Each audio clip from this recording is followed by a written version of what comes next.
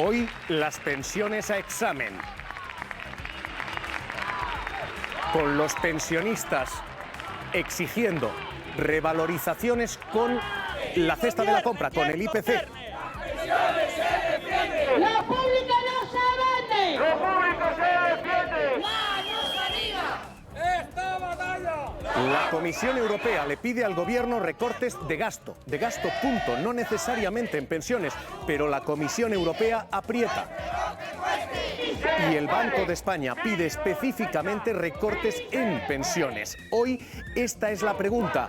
¿Pensiones? Con esta subida de precios del IPC en un 10%, ¿cómo se nos ha multiplicado el coste de la vida? La pensión no se nos ha subido en eso, se nos ha subido un 3 a las mínimas. ¿Qué tal? Muy buenas noches. Pensiones pueden subir lo que está subiendo el resto de la vida, deben subir o deben empobrecerse los pensionistas como plantea el Banco de España. Hoy esta es la cuestión. ¿Qué futuro, qué sostenibilidad tienen las pensiones? Vamos a leerlo con eso y con todo este resto del menú.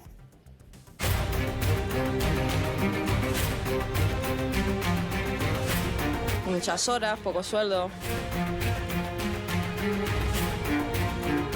Hacen contratos de 20 horas y haces 40. Entonces, en realidad, el doble lo estás haciendo en negro.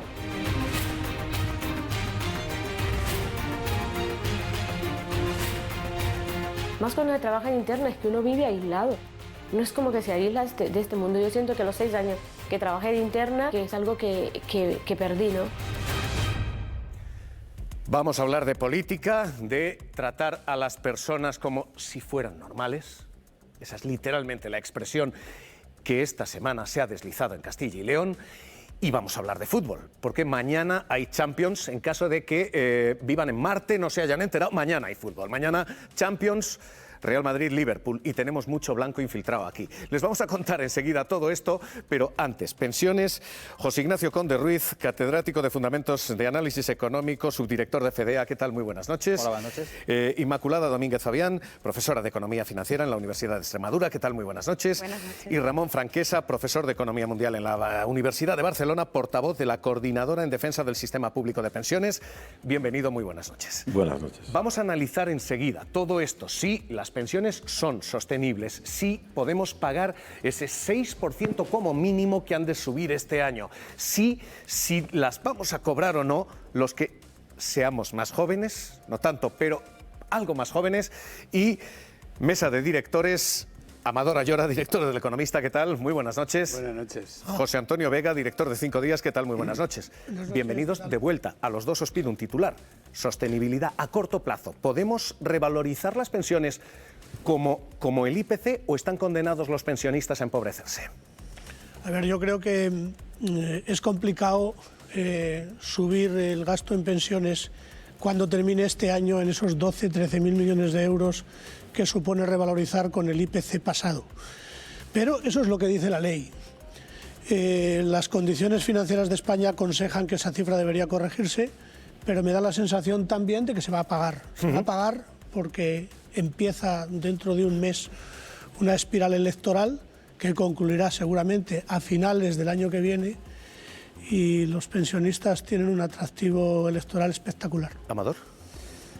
Bueno, nosotros pensamos parecido en El Economista, pensamos que no es racional subir las pensiones un 6%, sobre todo me gustaría que el ministro nos respondiera por qué el Gobierno está pidiendo un pacto de rentas para que los salarios de personas que acabamos de ver en la televisión dicen que trabajan mucho y que cobran poco sueldo y que tienen cargas familiares, les van a subir un 2%, y las pensionistas que no tienen cargas familiares se les sube un 6%. Yo no lo entiendo. Entonces, mi conclusión es la de José Antonio. Lo hace porque estamos ya en periodo electoral. Vamos a leerlo. Los pensionistas dicen justo lo contrario, que son ellos los que tienen no solo cargas familiares, sino la red de seguridad del Estado. Pero vamos a leerlo enseguida. Vamos a analizarlo todo, porque ahora mismo con pensiones tenemos dos problemas, uno a corto plazo y uno a largo plazo.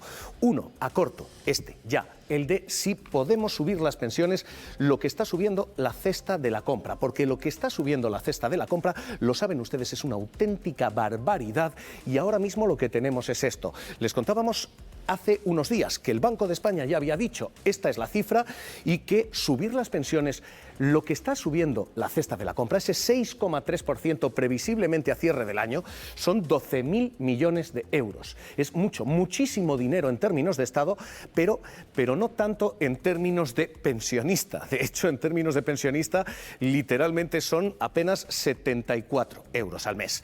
La cuestión a corto plazo es esta. ¿Podemos hacer esto? ¿Es demasiado generoso nuestro sistema de pensiones? Ahora mismo hay dos argumentos y dos métricas a los dos lados de esta baraja. Quienes dicen que sí, quienes dicen nuestro sistema de pensiones es muy generoso, juegan con esta estadística. Esto es lo que se conoce como tasa de reemplazo.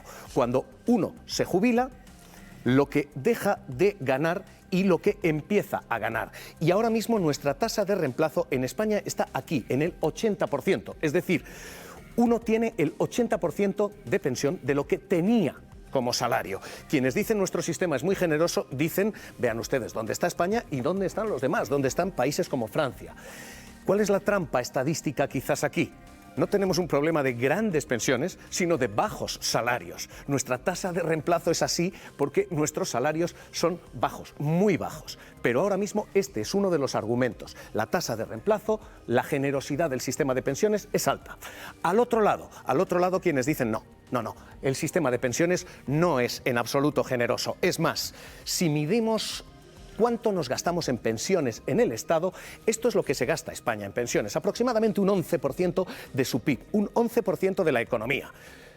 ¿Cuál es el problema? El problema es que, vean ustedes cuánto se gasta un país austero como Austria, un 13%, Francia casi un 14%, Grecia un 15%, Italia casi un 16%. Así que el sistema de pensiones español no parece especialmente generoso si se compara con otros países. Es más, estamos mejor que Alemania, pero literalmente estamos a niveles, en fin, que solo superan a países como Estados Unidos. De hecho, el sistema de bienestar social en España parece no tan generoso cuando se comparan todos los términos y no solo pensiones. Estamos en estos niveles de gasto, 1 de cada 4 euros de nuestra economía, frente a países como Francia que están en 1 de cada 3.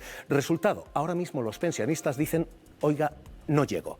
Con estas pensiones no se llega y con estos precios no se llega. Y están empezando a importar aquí lo que hemos visto en países como Alemania. Un pequeño trabajo, un mini job para completar la pensión. Llegar a la edad de jubilación y seguir trabajando. Es lo que hacen cientos de miles de pensionistas alemanes en los llamados mini jobs. Son trabajos de pocas horas con los que quienes tienen rentas bajas complementan su pensión.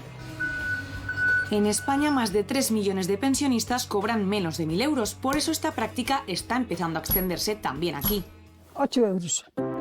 A sus 64 años, Rafa visita cada semana la sede del INEM en Córdoba y consulta a diario las diferentes webs de empleo. He puesto un anuncio para buscar trabajo de portería, guarda nocturno, limpieza.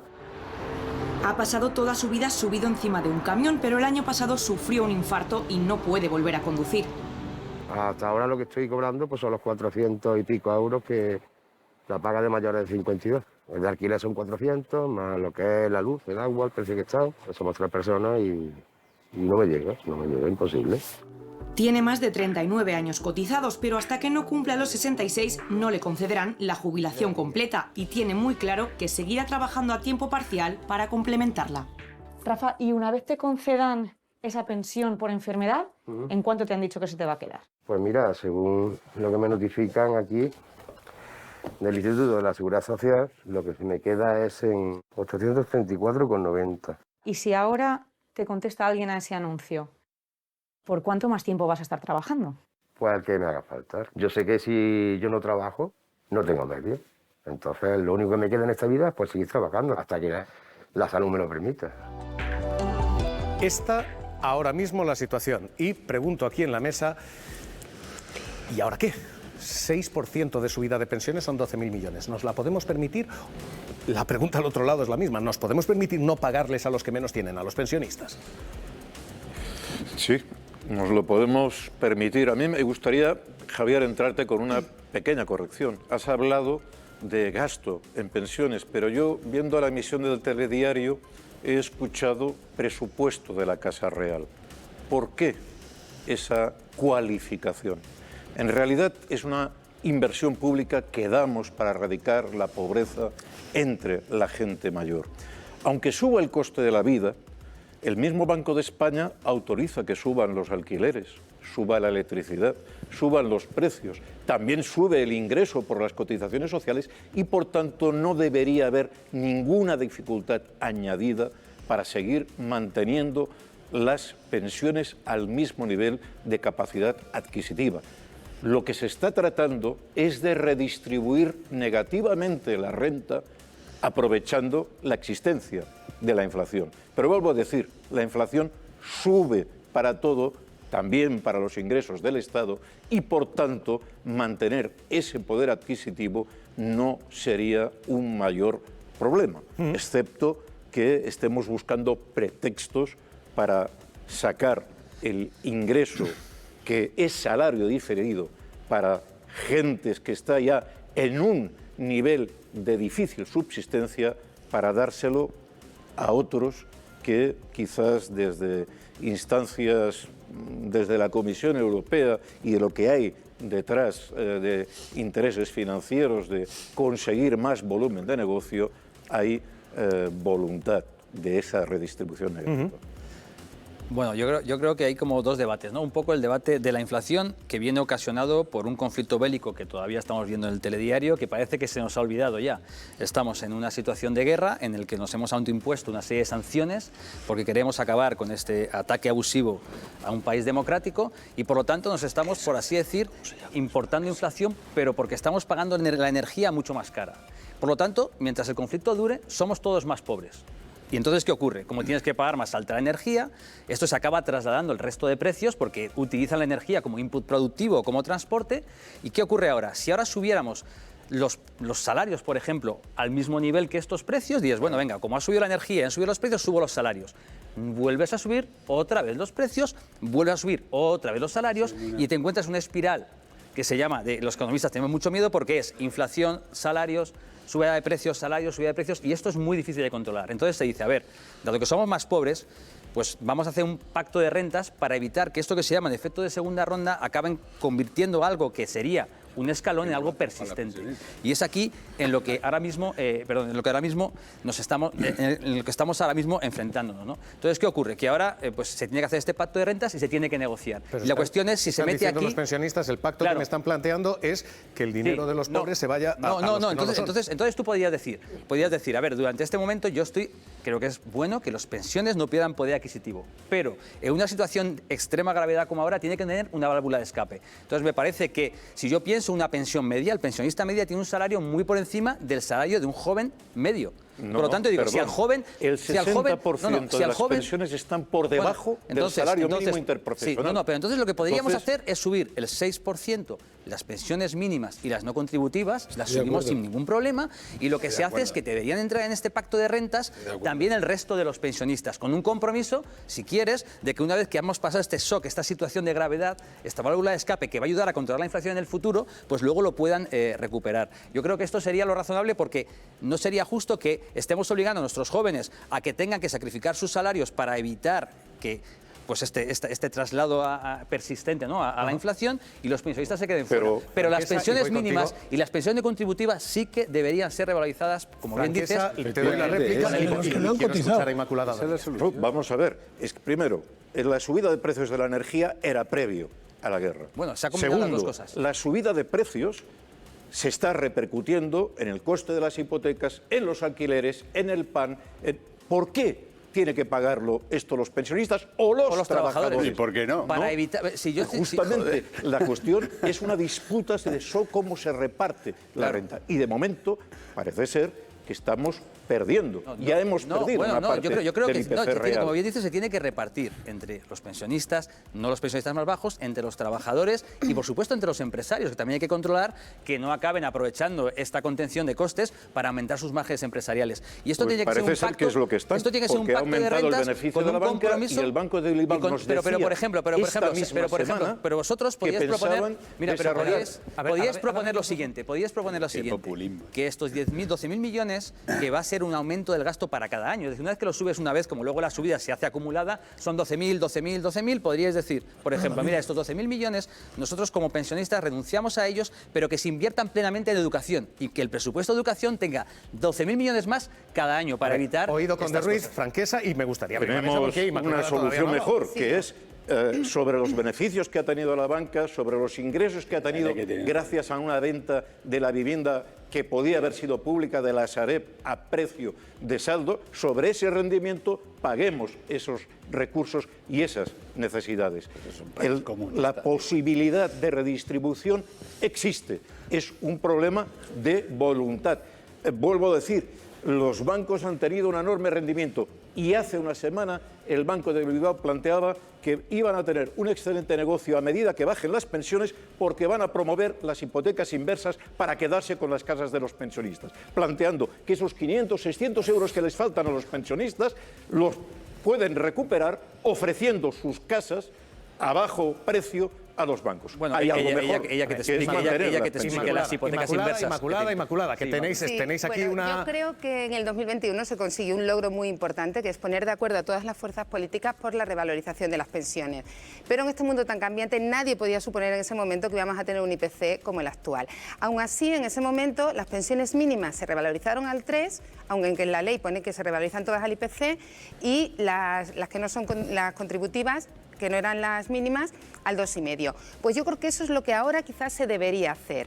Esas pensiones mínimas, que estamos hablando de 2 millones de pensionistas promedio de los 9, pues sí podría y sería muy lógico subirla al IPC, que de verdad sea el que se haya producido en el año.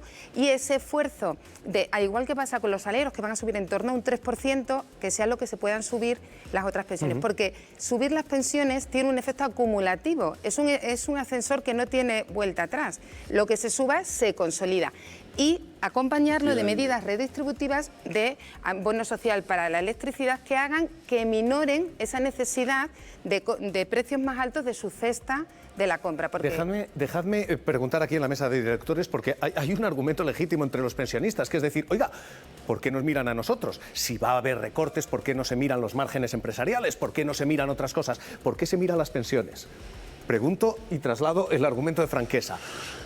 Es que, perdón, si me permite, Salvador, eso ya está pasando. Es decir, ese pacto de rentas del que hablaba Ignacio ya está pasando. No está escrito en ningún sitio, pero los salarios están subiendo en torno al 2%, los márgenes empresariales se están estrechando, porque hay una caída natural de la demanda, porque con la subida de precios automáticamente la demanda de bienes y servicios de los particulares cede, y los empresarios, que lo ven venir, automáticamente no tiran de ese margen para arriba, con lo cual... No me pierdas, Vega, porque la gente no siga. O sea, lo que me estás diciendo es, los salarios van a ganar menos, la gente ya se está empobreciendo, ¿y las empresas ganan menos también? Las empresas necesariamente van a ganar menos porque va a haber menos demanda y por lo tanto van a vender menos. Y los pensionistas deberían también ganar menos. Hay otras fórmulas, se han indicado algunas, como subir las pensiones mínimas con el IPC. A mí me sigue pareciendo una exageración, porque eso luego se consolida en la factura de las pensiones para siempre. Hay más fórmulas.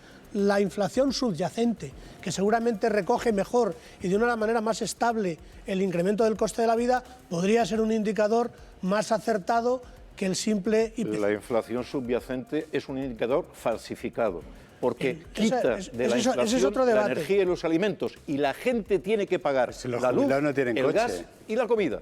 Por tanto, eso es hacer trampas. Nosotros somos un movimiento social que no estamos dispuestos a dejarnos robar nuestros ingresos, y además compartimos la idea de que tampoco a los trabajadores se les debe recortar los salarios ni que tengan aumentos salariales por debajo del coste, de lo que sube el coste de la vida, porque eso hunde la economía. Eso lo que provoca es una contracción y una recesión mayor.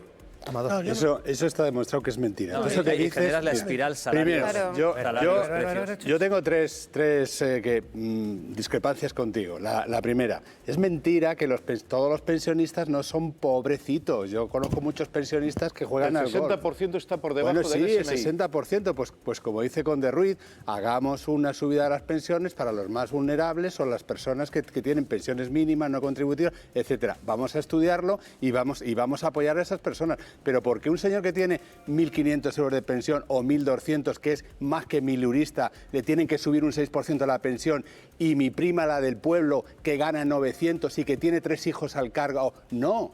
Es que no lo puedo comprender. Eso no es política social. Lo segundo, lo que has dicho de los bancos... cobrando menos que el perdona. salario mínimo interprofesional. Quizás tendría que defender sus derechos y tener No, es que a lo mejor no trabaja Ahora a tiempo completo. sí, era un ejemplo. Segundo, lo que ha dicho de los bancos, pues hombre, si quieres irte a un régimen cubano como el de Putin o alguna cosa así, pero hombre, a confiscar. Para empezar, te deberías estudiar que los bancos españoles, que son multinacionales, la mayoría de sus beneficios los obtienen. Claro que es quitar los bancos. ¿Cómo vas a quitar el banco a una empresa privada? ¿Cómo le vas a quitar la pensión a alguien que ha trabajado toda su vida para tener una persona digna? Una persona que trabaja toda su vida tiene su sueldo para vivir, pero tú no puedes confiscar el beneficio de una empresa privada. Aparte que los bancos españoles... pensionista. Pero ¿cómo vas a confiscar los beneficios de una empresa? Pasaríamos a ser un país totalitario en el que no habría iniciativa privada y en el que nadie pasaría a emplear a nadie. Y ajustar el reparto de las cargas fiscales de manera justa. A ver, dejadme ir un segundito a la calle, dejadme un momento ir a quienes están viviendo esto al otro lado, porque estamos diciendo, los pensionistas ahora mismo protestan porque es verdad que los precios han subido, en fin, de manera disparatada, y es verdad, decía el propio Banco de España, que no han subido igual para todos, porque quienes menos tienen están sufriendo esa inflación más. Quienes menos tienen ven cómo los precios a los que dedican más renta se les escapan. Energía, alimentación, así que ahora mismo los pensionistas dicen... Andrea Uña, Movimiento de Pensionistas de Vizcaya, ¿qué tal? Muy buenas noches. Muy buenas noches, muy buenas noches. Estoy Andrea, escuchando lo que el estamos debate planteando aquí, ya lo muy estás oyendo, lo que atentamente. estamos planteando es... ¿nos lo podemos permitir? ¿Nos podemos permitir este 6,3% este año? Por supuesto. Mira, yo voy a hacer un poquito, estoy en un lugar emblemático con el Ayuntamiento de Bilbao, donde nos juntamos todos los lunes, desde el 15 de enero del 2018. Es decir, llevamos 152 meses y medios, 4 años y 5 meses, casi 6, en la calle. Empezamos reivindicando o protestando por el 0,25, que desde los recortes y las reformas del año 2013 veníamos sufriendo. Que ya estábamos perdiendo poder adquisitivo. Andrea, y esas son las imágenes de todo ese tiempo de movilización, esas imágenes que estamos viendo en pantalla. Sí, pues eso, efectivamente. No quiero hacer historia, pero es que simplemente ahí hay economistas, pero yo soy una pensionista de calle, de las que estamos en la calle, de las que estamos miles y miles de pensionistas en la calle, de los que no se llegan ni siquiera a 1.080 euros, que es lo que tenemos de nuestra reivindicación. Ninguna persona puede vivir por menos de 1.000 euros porque está en el umbral de la pobreza. Y los señores economistas que juegan al golf, o algunos pensionistas que juegan al golf, si tienen esas pensiones es porque habrá cotizado para tener pensiones altas. Nosotros lo que decimos es que ninguna persona, ningún pensionista, ninguna mujer puede vivir por debajo de 1.000 euros. Están en el umbral de la pobreza y, por favor, se los digo claramente porque me enfada mucho, que no utilicen que estamos en guerra o que ha pasado la pandemia, porque en el año 2018, cuando salimos a la calle, ni estaba la guerra de Ucrania ni estaba la pandemia, y seguimos reivindicando lo mismo. Andrea. 1.080 euros, porque muchísimos millones de personas, mujeres sobre todo,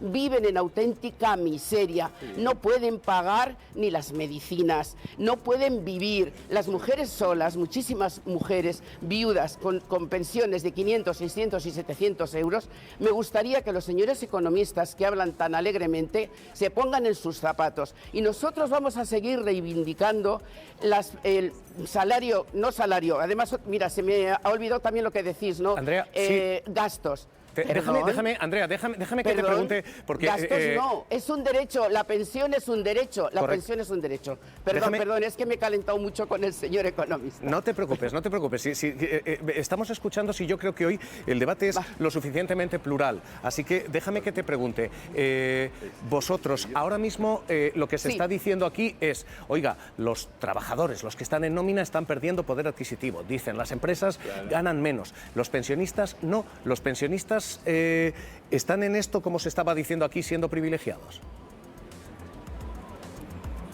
No estamos siendo privilegiados. Primero, a mí me daría vergüenza decir que un trabajador o una trabajadora con 3 hijos viva con 900 euros. A mí me parece que es lo que no se puede permitir y que tendríamos que estar todo el mundo en la calle reivindicando un salario digno.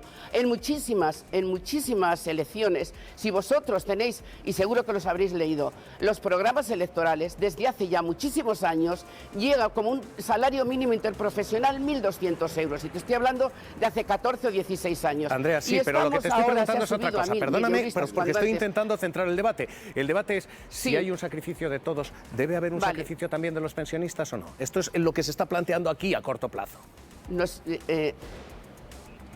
Nosotros lo único que pedimos es nuestro derecho de tener una pensión digna de 1.080 euros y no son gastos, es un derecho. Y además el artículo 50 de la Constitución, cuando dice que será el Estado, cuando no se llegue con las cotizaciones, cuando no puede dejar a las personas mayores abandonadas abandonadas porque no llega el dinero, y tendrá que ser con presupuestos generales del Estado, porque además a mí me sorprende muchísimo que solamente no haya dinero para las pensiones, pero en cualquier momento se puede aumentar la partida en armas. No hablemos de la Casa de los Borbones, no hablemos de otros gastos, que es que además no quiero meter otro debate para que no me digas, Javier, que me estoy desviando.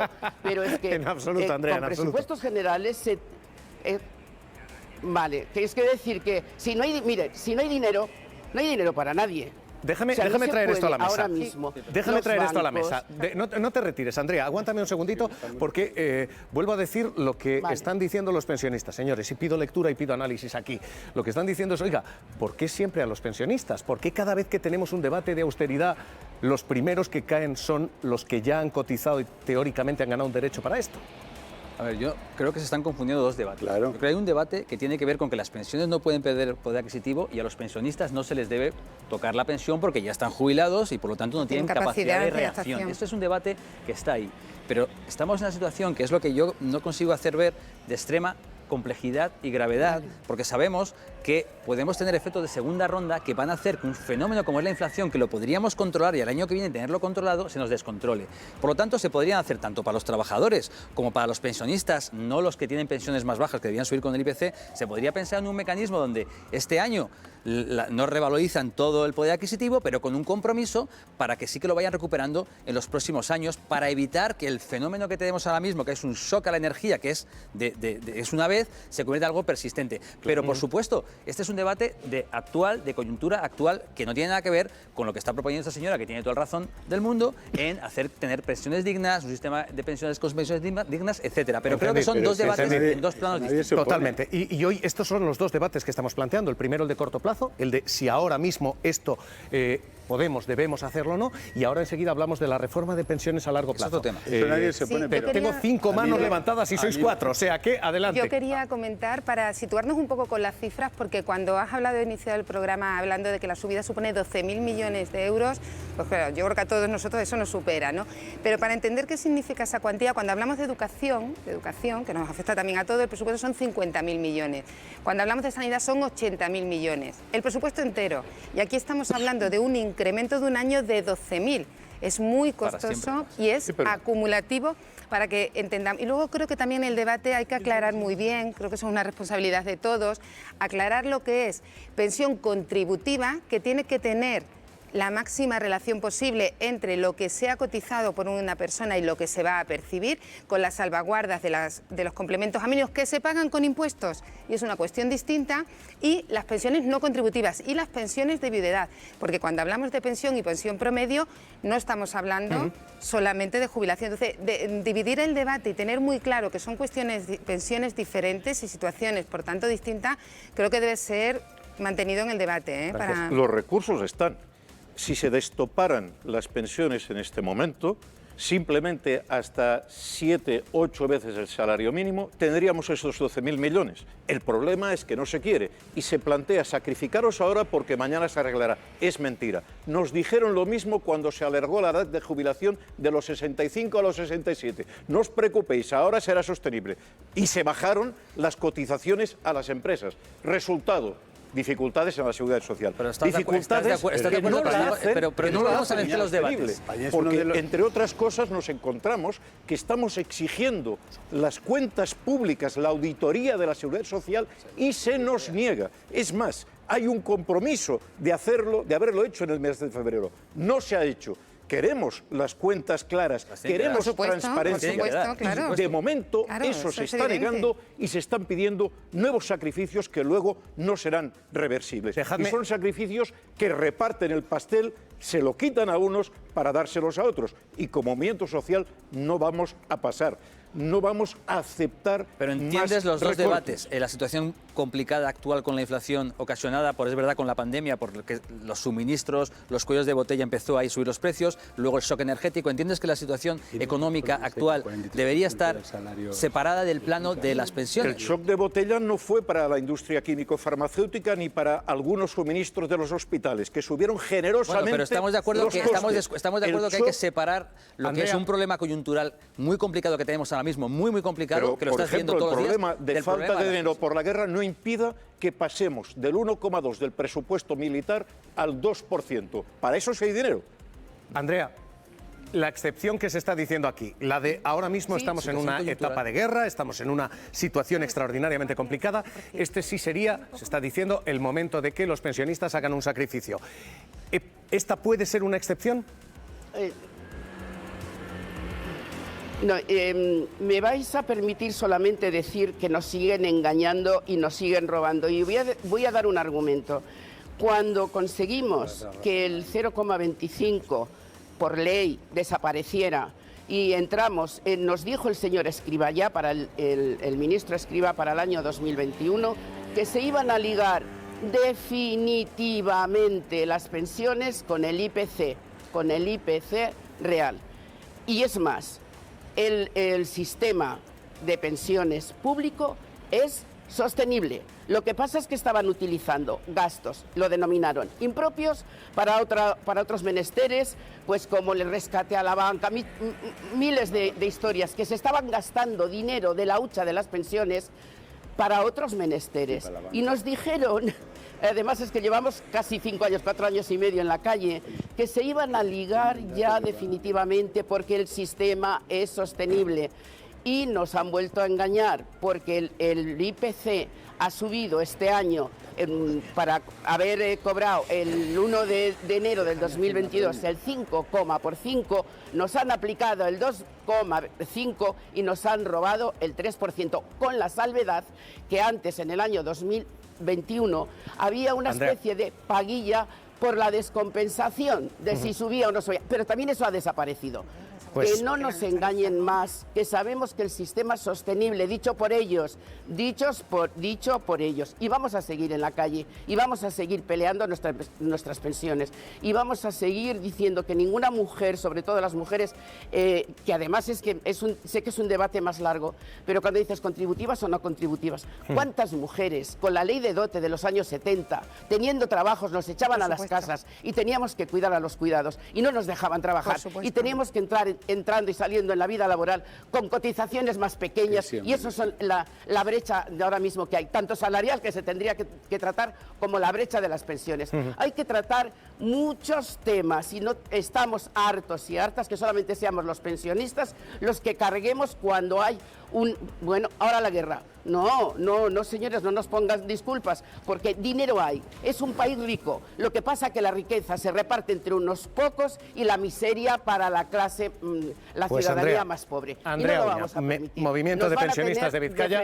De frente y en la calle. Andrea, te agradezco. Creo que quedan claras las posiciones. Un abrazo muy fuerte. Cuidaos. Vale. Un abrazo muy fuerte para todos y para mi compañero Ramón también. Esto que estamos contándoles es el corto plazo y este es el debate ahora mismo. Vamos a preguntarle enseguida al ministro, porque el ministro de Seguridad Social se sienta en las claves esta noche y el gobierno lo que dice es va a haber subida y va a ser del 6,3 si ese es el dato, va a haber subida con el IPC. Y este es el debate a corto plazo, el de si hay excepcionalidad de la guerra o no. Pero a largo plazo tenemos otro debate. A largo plazo tenemos este y es el de si el sistema es sostenible. Es esa pregunta que todas las generaciones jóvenes hacen de, oiga, yo voy a cobrar mi pensión, o esto cuando yo llegue no. Este es el sistema de pensiones, se lo hemos contado ya, que se establece. Y el sistema que se establece cuando empiezan estos sistemas modernos, los llamados bismarckianos, que fijan la pensión y fijan la edad de jubilación en los 65, no tienen en cuenta esto, no tienen en cuenta que cada vez vivimos más. Y esta es una bendición que afecta a las pensiones. La bendición es que cada década ganamos 2,3 años de vida. Es decir, que cuando antes teníamos pensiones a los 65 y uno moría a los 66, el sistema era perfectamente sostenible. Ahora, bendito problema, la edad y la esperanza de vida en España es de 85 para los hombres y de 89,9 de 90 para las mujeres. Es decir, la pensión ya no tiene que durar 1, 2 o 5 años. Ahora tiene que durar 20 o 25 años. Así que nuestro problema de largo plazo es este, es esto sostenible. Tenemos ese y tenemos este otro problema. Y este otro problema, se lo hemos contado ya, es que están a punto de jubilarse los llamados baby boomers. Todos los que ahora mismo están aquí. 9 millones de personas. Esta es nuestra pirámide de población. Tenemos gente menos trabajadores para pagar pensiones que pensionistas vamos a tener. Así que lo que se plantea es cómo arreglamos esto a largo plazo. Y a largo plazo se han planteado dos soluciones. La primera, esta, retrasar la edad de jubilación. ¿Ven todos estos puntitos rojos? Esto es donde estaba la edad de jubilación. En países como Colombia, la República Checa, España es este de aquí. Vean ustedes lo que ha ido pasando. Vean ustedes cuál ha sido el movimiento. Todos ellos han ido retrasando la edad de jubilación. España la ha fijado camino de los 67 años. Lo que se dice es, retrasemos la edad de jubilación, de forma que aunque haya más esperanza de vida, uno va a seguir cobrando menos años de pensión. Y esta es la primera de las ideas que se ha trabajado. Parece que seguimos en ella. Ahora mismo a los 67, ¿hasta dónde más podemos ir? Y la segunda idea es esta otra, que es, bueno, cambiemos cómo calculamos la pensión. Esto que están viendo es la vida laboral que hay acumulada media en España de cualquier persona. Uno empieza cobrando poco cuando es becario y su salario por lo general va subiendo hasta que ha pasado esto. Y es que en los últimos años, especialmente con la crisis, en los últimos años en los que uno está trabajando, debería haber seguido ganando más, pero lo cierto es que ha sufrido un golpe ahí. ¿Qué dice y en qué se trabaja ahora la seguridad social? Hasta ahora lo que tenemos es esto, se miran 25 años de vida laboral y esa media da lugar a una pensión, 25 años. ¿Qué se está planteando? Lo que se está planteando es, bueno, estiremos esto, computemos prácticamente desde que uno era becario y si uno mete más años, obviamente la media baja. ¿Cuánto baja? Este es el cálculo de la Universidad de Valencia hoy y es una caída del 8,8%. Es decir, si ampliamos todo esto a 35 años, los pensionistas forzosamente van a cobrar menos. Y esto es ahora lo que se está planteando, ir a edades de jubilación de hasta 70 años en algunos países. Hemos estado con algunos trabajadores que dicen, oiga, sí, esto es voluntario. Buenas tardes, por la tarde, ¿cómo estamos? Hola. ¿Qué tal? ¿Qué hay, Pilar? ¿Qué tal, Pilar? Espero que vengas con fuerzas porque tenemos mucho que despachar. Pues vamos con todo ello. Pilar es empresaria, lleva más de 45 años trabajando y tiene muy claro por qué sigue al pie del cañón. En primer lugar, porque me lo paso bien. Y además tengo más trabajo que nunca, porque lógicamente con la edad se adquiere una dimensión y una visión que solo los años la confieren. Y eso es lo que te permite disfrutar y además tener éxito. Dice que trabajar le ayuda a estar bien física y mentalmente. Genera anticuerpos, que genera posibilidades, capacidad de resistencia a la frustración. Desde su experiencia considera un error tanto las prejubilaciones como las jubilaciones forzosas. Hay motivos que no son los que se dicen. No es que sean los más caros. Sale mucho más caro contratar a jóvenes, formarlos y que una vez que los has formado se vayan. Eso es mucho más caro. Y eso no genera riqueza, eso es destructivo de esa empresa. Ejerciendo como médico de familia y psicólogo, Darío ya ha cumplido los 70 y ni se plantea dejar la profesión de su vida. Entonces creo que es justo, pues mientras uno pueda seguir siendo útil, pues seguir trabajando en menos intensidad que lo que seguía trabajando antes, pero seguir ayudando y seguir haciendo pues lo que sé, que es curar. Y para hacerlo, dice que ahora tiene todo lo que necesita. Edad, salud y conocimientos acumulados aprendidos. Y además también a esta edad pues una serenidad para tratar a los pacientes, una tranquilidad que pues cuando era uno joven pues la verdad es que escaseaba un poco. Nos habla de sus proyectos, de los libros que sigue escribiendo sin perder la sonrisa, el mismo buen humor que vimos en Pilar. Ambos dicen que seguirán como los viejos rockeros.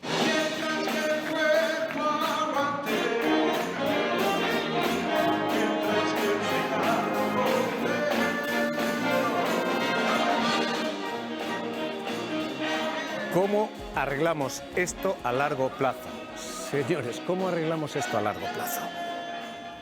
Pues hay la fórmula en que se ha arreglado hasta ahora, que ha sido aumentando la productividad y la capacidad de producir del país y aumentando los trabajadores. Ese gráfico expresa la población, pero no la población activa. Hoy tenemos más trabajadores que nunca en la Seguridad Social porque la mujer se ha incorporado al trabajo y, por tanto, hace el sistema más sostenible junto con el aumento de la productividad. Por tanto, no es aceptable que se diga que hay menos base. No, hay menos base demográfica, pero hay más base laboral en puestos de trabajo y, por tanto, el sistema no quiebra porque nos hayamos envejecido, como no quebró con el baby boom, los efectos del baby boom que hubieron en Estados Unidos, en Francia o en Alemania, que fueron en el año 45 y no en los años 50, como el caso español. Si el baby boom se resolvió y se mantenieron las pensiones en otros países, ¿por qué eso tiene que ser una razón que obstruya el funcionamiento del sistema? Porque se quiere reducir ese sistema y se quiere sacar dinero de la Seguridad Social para llevarlo a los fondos privados. José Ignacio Hoy Ruiz. tenemos el ministro aquí con nosotros, que va a traer una propuesta de ley que propone detraer recursos de la Seguridad Social. No me adelante, no me diga lo que va a decir el ministro, que el ministro se representa solo. Sí sabemos, y vamos a acompañarlo el día 9, jueves, que hace la presentación en el Parlamento de esa ley, sí sabemos que quiere presentar una ley que lo que abre es la puerta a la privatización de los ingresos de la Seguridad Social, que tendrían que ser pura y exclusivamente, íntegramente, para financiar. Pero eso es mentira. José Ignacio Conde Ruiz. Es mentira. Bueno, a ver, ya es abiertamente falso. Vamos no quiero de verdad abrir un debate con el ministro porque con el ministro hemos pactado una entrevista. Entonces, les entiendo las alusiones, pero me van a perdonar. No vamos a entrar en el debate con el ministro al que hoy le hemos planteado otro formato y otra alternativa. No hay ningún problema y no lo habría si ese fuera el pacto que habíamos hecho. Pero cuando planteamos entrevistas, hacemos entrevistas. Como a ustedes les hemos dicho, ustedes debate. Así que, insisto, ¿cómo arreglamos esto? Y entiendo y respeto la opinión de Franquesa. Pero, dicho esto, ¿cómo arreglamos esto a largo plazo? Bueno, yo creo que en primer lugar hay que entender lo que es un sistema de pensiones de reparto. Es decir, un sistema de pensiones de reparto es que yo estoy cotizando ahora porque confío que las futuras generaciones me van a pagar a mí las pensiones. Por lo tanto, a mí me preocupa saber cómo va a ser el mundo cuando yo voy a recibir las pensiones. Me importa muy poco lo que el Parlamento vote ahora. Me importa muy poco porque me importa lo que va a votar el Parlamento cuando yo me vaya a jubilar. Yo cuando miro las cifras demográficas, yo lo que observo es que cuando ahora hay potencialmente cerca de 3 personas que están en edad de trabajar frente a una persona que está jubilada, cuando me toque a mí, pues habrá prácticamente mi hija, una persona, por así decir, que puede ser mi hija, una amiga suya, y un poco más. Entonces, hay que adaptar el sistema a esta nueva realidad demográfica. ¿Cómo hacerlo? Por supuesto, a los pensionistas actuales no se les puede tocar, por lo tanto, tranquilos, los que estáis ahí, los jubilados actuales no se les debe tocar porque sería injusto. Es una cosa está tocando que, ya. Bueno, pues no se os debería tocar, salvo en la cuestión coyuntural que hemos hablado antes. ¿Por qué? Porque ya no tenéis margen de maniobra para poder adaptaros a los cambios. Las reformas tienen que venir anunciadas ahora, con tiempo suficiente para que afecte a las generaciones como podamos ser los que estamos trabajando, los jubilaremos en unos años. ¿Y cómo tendrían que ser? Aparte de considerar toda la vida laboral, que ahora Inma, que es la que hizo el trabajo, yo creo que tenemos que pensar en la jubilación de una forma distinta como la estamos pensando. Ahora mismo una persona se va a la cama habiendo trabajado 40 horas y por la mañana ya no vale para trabajar. Pensémoslo un momento, ¿qué pasa durante esa noche que no puede trabajar? Hay que favorecer, no ahora, pero sí que facilitar que se pueda compatibilizar la pensión con el salario y salir del mercado laboral de una forma gradual. Es decir, que, pues oye, pues trabajas 40 horas, 30, 20, etcétera, de tal forma que puedas conseguir esos trabajadores que no vas a tener en el futuro, no ahora, y que puedas hacer que no un joven, pensar que un joven se levantará por la mañana, porque lo hemos decidido hoy en el Parlamento y va a pagar una pensión entera, porque eso nos puede parecer bonito, pero eso no va a ocurrir. Los jóvenes del futuro, como les hagamos pasar esta carga actual sin reformar las pensiones, cogerán sus pies y se irán a otro país donde sí que han reformado el sistema de pensiones y ya vendrán aquí de vacaciones. Inmaculada. Y estamos hablando del futuro, no de ahora. Inmaculada. Respecto a la edad de jubilación, habéis explicado fenomenal los 67 años, pero hay que entender que 67 años es para aquellos que no tengan una carrera de cotización de 38 años y 6 meses. Para quien sí la tenga, sí estamos hablando, se habla de 65 años. Por lo tanto, yo creo que siempre hay que entender, cuando se hagan los ajustes, edad de jubilación con años cotizados, porque no es lo mismo empezar a trabajar con 16 años o con 18 que entrar al mercado laboral con 25. Y respecto al cálculo de la pensión, tenemos que saber de dónde venimos. El sistema, cuando se empezó a calcular la primera pensión, se calculaba respecto a 2 años. Luego se ha pasado a 15, luego se ha pasado a 25 y ahora estamos yendo, o se puede que se vaya en este segundo semestre a 35. ¿Qué se quiere hacer con eso? El sistema más contributivo. Volvía a lo que yo decía, os comentaba antes.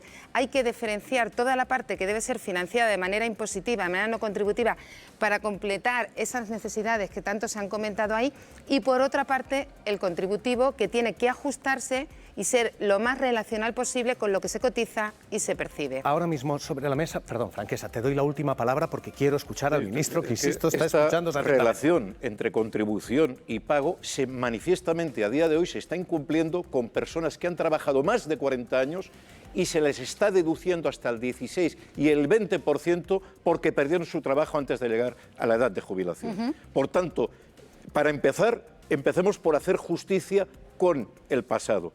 Y para seguir, la cuestión es, en todo caso, negociar con aquellos que están en condiciones de poder cambiar su aportación o su forma de trabajo. No cambiar las reglas cuando se llega al final del partido, porque lo único que se busca con alargar los 35 años es recortar el gasto, esa parte del presupuesto que va a la gente mayor. Es reducir la capacidad adquisitiva de gente que ya, como hemos visto, está en una situación muy precaria. Hemos visto situación de corto plazo. Estamos viendo propuestas de reforma a largo plazo, o estirar el cálculo o retrasar la edad de jubilación. Y quienes están en situaciones de cierta llamada penosidad dicen, oiga, esto de estirar la vida o de retrasar la edad de jubilación, conmigo que no cuenten. Hay mineros, obreros, que lo que están diciendo es absolutamente impracticable para algunas profesiones como estas. Esta era la vía por la que salían el material de la mina para afuera. Con 18 años, Ricardo empezó a trabajar en la mina de carbón. Era picador, una de las labores más sacrificadas. Picando carbón durante 12 años, 8 horas diarias. Tiene ahora 56 y lleva jubilado 26 debido a una insuficiencia respiratoria. A los 30 me tuve que jubilar por enfermedad profesional. Picando carbón no es lo mismo que una persona con 50 años poniendo ladrillos. 170 kilómetros de esta mina en desuso de Torre del Bierzo, en León, está la de San Nicolás, en el Ayuntamiento de Mieres. Es el único pozo de carbón que sigue activo en España. José Manuel trabaja en él desde hace 16 años. Aunque se ha mecanizado también muchísimo las labores, seguimos teniendo una precariedad laboral. No hay servicios, no hay modo de lavarse ojos, simplemente es bajar, trabajar y subir. Sería impensable ver a un trabajador de la minería más allá de los 50 años. Con 38 se ve jubilado. Dentro de unos 5 años, más o menos. A los 43, que fue cuando se prejubiló Lito después de 2 décadas trabajando también en este pozo. Aunque puede parecer un privilegio, explica, no lo ha sido. Las prejubilaciones fueron un intercambio de acabar con el sector. Mientras nosotros nos íbamos muy bien para casa económicamente, jóvenes, con 43 años, no se veló ni se miró por las generaciones venideras, ni por nuestros hijos, ni por nuestros jóvenes. Estas prejubilaciones se sumaron a la vida laboral más corta que de por sí tiene el sector minero del carbón. 52 años es su edad mínima de retiro al tratarse de una profesión considerada excepcionalmente peligrosa, penosa o tóxica. A bomberos, policías locales o trabajadores del mar también se les otorga un régimen especial, con coeficientes reductores de hasta 10 años sobre la edad ordinaria de jubilación. Retirados a los 50, cuando su cuerpo dice basta. Hemos leído y discutido corto, largo plazo. Franquesa, Ramón Franquesa, coordinadora por la defensa del sistema público de pensiones. Gracias. Inmaculada Domínguez Fabián, profesora de Economía Financiera de la Universidad de Extremadura. Gracias. José Ignacio Conde Ruiz, Fundación de Estudios de Economía Aplicada de FEDEA. Gracias. Les he escuchado a los tres. Me van a permitir que, lo que les decía antes, escuchemos al ministro de Seguridad Social, porque ahora mismo todo este debate de si las pensiones deben subir ese 6% que está previsto en la inflación, es la pregunta clave de quien nos está viendo. José Luis Escrivá, ¿qué tal? Muy buenas noches. Hola, buenas noches. Bienvenido a Las Claves, ministro. ¿Van a subir las pensiones ese 6,3% que dice la Comisión Europea que cerrará el año? ¿Podemos permitirnos 12.000 millones de subida de pensiones? Claramente que van a subir en lo que esté registrada la inflación media del año, evaluada en el mes de noviembre de este año, será la inflación, será, digamos, la subida de pensiones que se aplicará en 2023, tal como se ha reflejado con toda claridad en una ley que hemos aprobado en el Parlamento y que está vigente desde el 1 de enero. Y así va a ser sucesivamente en los próximos años. Por lo tanto, rotundamente sí. Es decir, lo que tenemos ahora es una norma con una regla muy clara que asegura que las pensiones tienen garantizado el poder adquisitivo con una revaluación anual en función de la evolución del IPC, de los precios al consumo.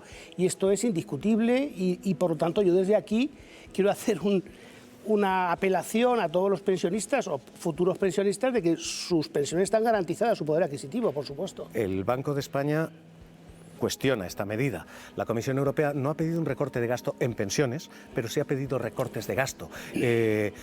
¿Es sostenible esto así, con estos incrementos, ministro? Por supuesto. Se están manejando dos tipos de argumentos por distintas instancias o por distintos analistas para poder abrir este debate. Una primera tiene que ver con que en una situación como la que se ha producido de subida significativa de la inflación, se pueden producir efectos que se llaman de segunda ronda, que hay que atajar y por tanto tiene que haber una moderación de rentas. Esto, que es un argumento que tiene sentido y todo el mundo lo entenderá, para márgenes empresariales y para rentas salariales, se aplica mucho peor para las rentas de los pensionistas porque no se incorporan dentro del proceso productivo. Aquí el problema es que cuando suben salarios, se amplían márgenes, vuelve a aumentar la inflación y se genera una espiral inflacionista que se engrana, que se integra en todo el proceso productivo. Por eso parece razonable ciertos procesos de moderación de renta en situaciones de subidas fuertes de inflación. Pero es que las rentas de los pensionistas no son de esa categoría. Por lo tanto, el argumento es muy débil cuando se quiere extender a la renta de los pensionistas. El segundo argumento que se suele manejar es el de un problema de aumento del gasto en pensiones que puede generar un problema de financiación de la seguridad social, de ampliación del déficit. Este argumento es básicamente falaz, porque lo que hay que mirar son los gastos y los ingresos. Entonces yo he visto ahí en la presentación los datos de gasto, que dependerá para el año que viene en cómo evolucione la inflación en el mes de noviembre, pero no he visto los datos de los ingresos. Es que los ingresos a la seguridad social por cotizaciones están creciendo al 10% con los datos del último mes de abril. Es decir, el desequilibrio se corrige solo. Por supuesto, este año vamos a tener un déficit. El año pasado cerramos con un déficit de la seguridad social, en el año 2021, de 0,9. Mejor de lo que pensábamos. Recuerde que estábamos en 1,8 en el año 2018. Este año tenemos previsto un déficit en torno al 0,5, significativamente más bajo. Es decir, las cuentas de la seguridad social van mejorando y tienden al equilibrio presupuestario en el entorno en el que estamos. Pero es que no lo digo yo, lo dice la Autoridad Independiente de Responsabilidad Fiscal. Es decir, aquí hay muchos que opinan, pero en España hay una ley orgánica que dice que quien tiene que velar por la situación de las finanzas de la seguridad social y de todas las cuentas públicas es una institución que dedica muchísimos recursos, muchísimo análisis y puede además solicitar mucha información a todas las administraciones, incluido a nosotros, para comprobar cómo están las cuentas. Pues bueno, la Autoridad Independiente de Responsabilidad Fiscal no solamente acaba de decir, al evaluar el plan, la actualización del plan del plan de estabilidad de España hasta el año 2025. No solo ha dicho que las cifras son esas, que vamos a tener un déficit en torno al 0,4, 0,5 este año, sino que va a ser así en el 23, en el 24 y en el 25. Vamos a estar muy cerca de la estabilidad presupuestaria. Por lo tanto, ninguno de los dos argumentos... ¿Por qué el Banco de España cuestiona esto? ¿Por qué el Banco de España dice esto no? Pues será que no le puedo decir. Yo lo que le puedo decir es que no hay ningún análisis detrás. Estos últimos informes que se han manejado del Banco de España pues no manejan fuentes de terceros. Es decir, yo al Banco de España, vale, tengo todo el respeto por el Banco de España, yo soy funcionario del Banco de España, por cierto, pero yo lo que me interesa del Banco de España, más que las opiniones, son los análisis basados en estudios, en estimaciones, etcétera, y de esto no he visto yo recientemente. Cuando lo haya, lo miraremos con el máximo interés, por supuesto. Lo que han dicho no es fruto de un análisis. No de un análisis reciente. No ha habido una evaluación por parte del Banco de España, por ejemplo, de las últimas medidas que hemos tomado en la ley. No lo ha habido. Ministro, a largo plazo, la pregunta que se hacen todos es, para cuando me jubile yo, ¿voy a cobrar mi pensión? Primero, ¿qué quiere decir largo plazo? Es decir, primero, hasta el año 2025, los próximos 4 años, la Autoridad Independiente de Responsabilidad Fiscal nos está diciendo que vamos a estar en una situación cercana a la estabilidad presupuestaria en las cuentas de la Seguridad Social. Luego no se ve una tensión particular en sus cuentas. Los problemas, o digamos, la mayor tensión en todos los cálculos que hacemos se circunscribe a la década de los 30 y la década de los 40. Pero más allá, y por ejemplo hay un informe de referencia que es el que utilizamos todo, que hace la Comisión Europea, que se llama el Informe sobre Envejecimiento, que hace proyecciones hasta el 2070. Es decir, en esas proyecciones lo que pone de manifiesto es que la mayor tensión que puede haber en el sistema en España es hasta el 2050.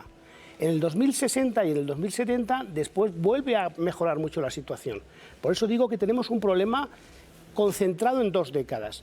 Y eso es así porque, digamos que se jubila una generación que es una generación que es relativamente ancha, le sigue una generación un poquito más estrecha, pero como la siguiente generación que sigue a esta estrecha es de tamaño parecido, el sistema otra vez vuelve a equilibrarse. Luego tenemos que abordar un problema de 20 años, y lo estamos abordando con distintas medidas. Algunas las hemos tomado ya y otras están en discusión con los agentes sociales. Tenga usted la seguridad, y todos los pensionistas, que el marco general que hemos desarrollado, acordado por cierto con los agentes sociales y sobre todo con los grupos políticos en el Pacto de Toledo después de 10 años, es decir, este marco que nos da sostenibilidad y debe dar tranquilidad a los pensionistas, es algo que se ha hecho con muchísimo rigor, que se ha discutido también con la Comisión Europea, es parte del Plan de Recuperación y Resiliencia, que tiene mucho consenso y que asegura la sostenibilidad del sistema perfectamente. Ministro, en la segunda parte de reforma que ustedes tienen que hacer está estirar eso, la base de cálculo sobre la que uno computa la pensión. Cuanto más la estiramos, más baja es esa pensión. Hoy el análisis de la Universidad de Valencia decía literalmente eso. Si en lugar de 25 tomamos 35, lo que decía ese análisis es bajan las pensiones un 8%. Eso puede ser un sacrificio temporal, dice usted, para 20 años, pero ¿puede ser eso? ¿Ustedes van a plantear estirar la vida laboral? Que yo invito... Es decir, el plan de recuperación y resiliencia o el acuerdo con los agentes sociales o las recomendaciones del Pacto de Toledo, todos esos digamos, documentos y todos esos acuerdos reflejan exactamente lo que vamos a hacer en cada frente. Esto que me acaba de decir usted, como muchas de las cosas que oímos sobre pensiones, es falso, es simplemente invenciones. Es decir, lo que decimos estrictamente sobre el periodo de cómputo es que es, en atención a una recomendación del Pacto de Toledo, es neutral desde el punto de vista de gasto, no tendrá ningún efecto sobre el gasto.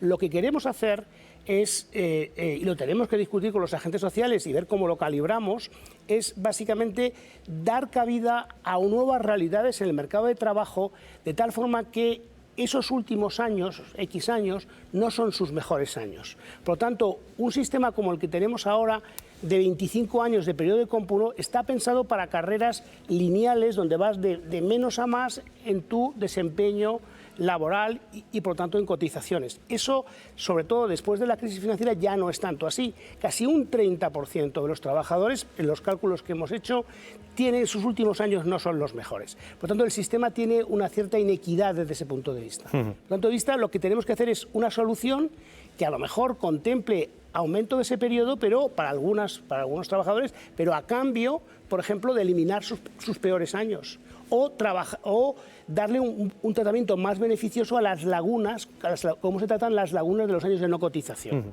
Es decir, lo que queremos hacer es un sistema más equitativo que tenga en cuenta todas estas realidades, pero ese no es un mecanismo. Es decir, con el periodo de cálculo no pretendemos reforzar la sostenibilidad del sistema, es absolutamente neutro.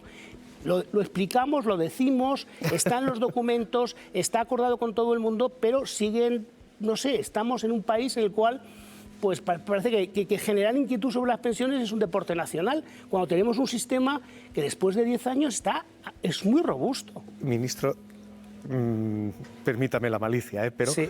¿Por qué? La opinión publicada está patrocinada por fondos de pensiones, ¿esto es lo que me está diciendo? Esto lo ha dicho usted, no yo. Esto es lo que digo, le estoy interpretando así. Bueno, yo lo que quizá, eso sí lo he dicho alguna vez, es decir, los opinadores sobre estos temas tendrían que decir, como ocurre, por cierto, en otros países de una forma mucho más evidente, quién les financia sus investigaciones, quién está detrás de sus eventos, pues eso sería útil conocerlo. Yo solo digo eso al respecto, pero es evidente que, bueno, es decir, la inquietud sobre las pensiones puede generar una mayor propensidad al ahorro financiero y bueno, pues yo lo dejo ahí.